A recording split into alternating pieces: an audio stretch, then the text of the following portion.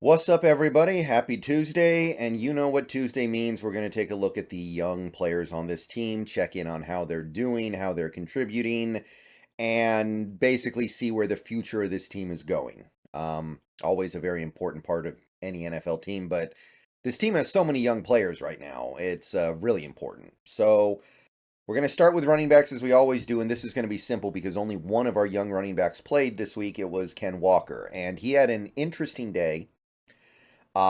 There were some difficult parts to it. There were some segments of that game where it felt like he was just getting 2 yards a carry, and there just wasn't a lot of room for him. There wasn't anything he could do. He did drop a pass in this game, which could have been at least a small gain, but he was one of the few players this week who had 100 yards rushing. Not a lot of that going on this week, and Ken Walker got there.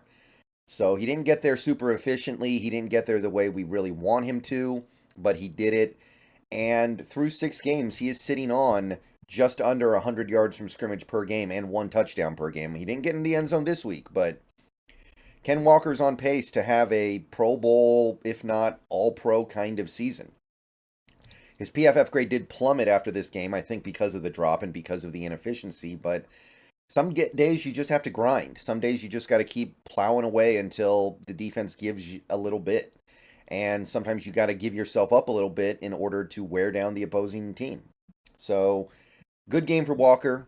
Charbonnet did not play. McIntosh still not playing yet. All right, we got 2 monster performances from rookie receivers in this game. Both JSN and Bobo had 4 catches in this game for a little over 60 yards and a touchdown.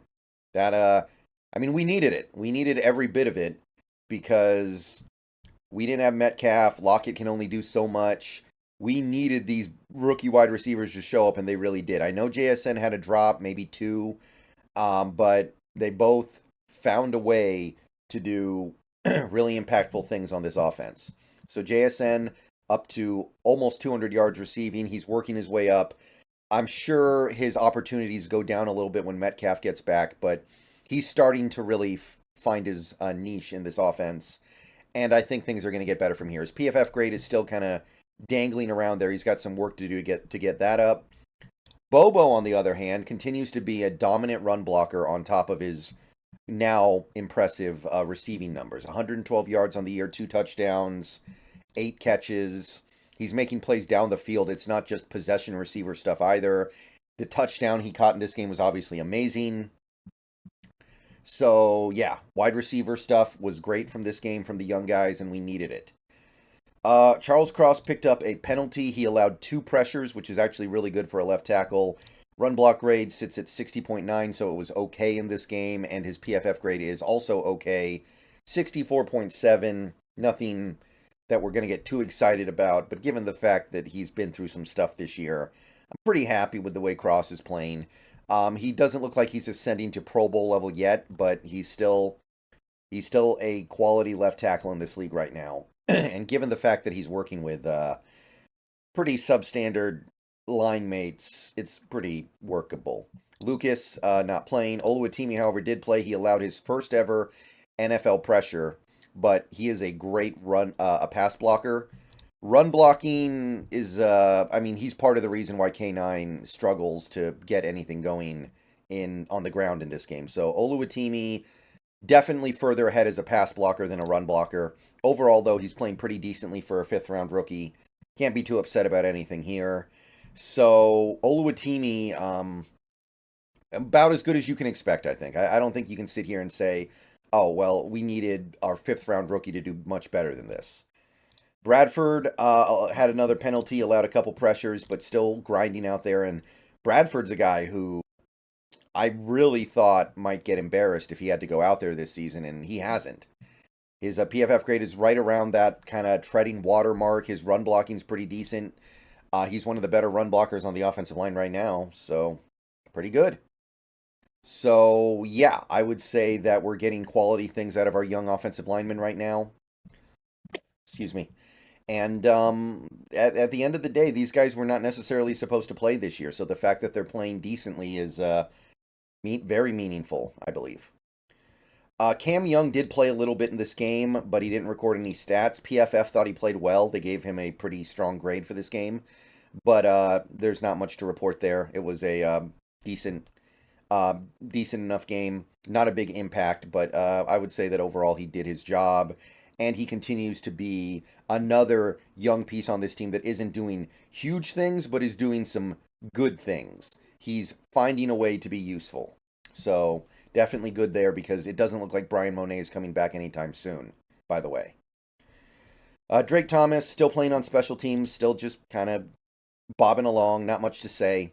He doesn't even play that much on special teams, it feels like. Haven't seen him make a play or anything. His PFF special teams grade is not good, by the way, for whatever that's worth. But yeah, not much going on from Drake Thomas. Edge rusher, Boye Mafe continues to ascend. There's been a lot of hype about him this week. I guess he's in the top 10 in ESPN pass rush win rate now. So, however you want to slice it up, Boye Mafe's killing it. He added some tackles in this game. He had a sack. I think he had some other really good plays in this game that didn't necessarily get recorded on the box score. PFF grade is still high, although it did go down after this game just a little bit. I think he got docked for the penalty, which, I mean, it maybe it's a penalty, but I have a hard time getting mad at Mafe for it. It's not like he did anything wrong. It's just stuff happens. So to me, that's kind of whatever. Derek Hall went out there, played a little bit, played decently well enough. 64.2 PFF grade, made a couple tackles. Playing effectively for a guy who's a rookie. Not unhappy with that. And that's it for the edge rushers. Cornerback. So I said some things about Woolen in the post-game video and in the post-game stream a couple days ago, and I had a lot of people say, I think you're wrong. I think Woolen's playing fine or playing great or, some variation of that statement. I just don't think you can't tell me he hasn't regressed. I'll put it to you that way. And I know that's a double negative, but hard for me to believe that Woolen hasn't regressed as a player.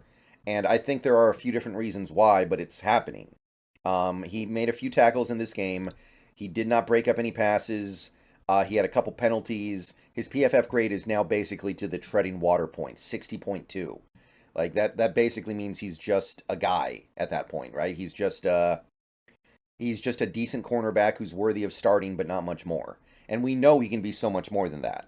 So I'm going to kind of stick here on this one. I think that Woolen is just kind of playing okay so far this year. And I know he's capable of way better. So hopefully things snap into place soon. Because that injury that he had that kept him out of the offseason, that excuse is only going to fly for a little bit longer. Soon it's going to be, that was 2 months ago, it's time to get over that. Witherspoon, of course, another 4 tackles, another pass breakup. He got screwed out of a pick and a sack in this game by penalties away from the play. PFF grade, he's got the top PFF grade of any cornerback in the NFL. Only a few players in the entire league have a higher PFF grade than Witherspoon. The dude is phenomenal. The dude is amazing. The dude is killing. Like, what else can I say about Devin Witherspoon that isn't already readily obvious just from watching these games? So, yeah, Witherspoon killing it out there, playing excellent, excellent football. And he's making up for Woolen falling back in many ways. And the only other young player who played in this game was Jarek Reed. He had a tackle on special teams. He continues to be a bit of a special teams dynamo, playing really, really well as a special teamer. And grade for that, by the way, is 80.9. So great stuff there. See you guys later. Go Hawks. That's my Youth Watch Tuesday.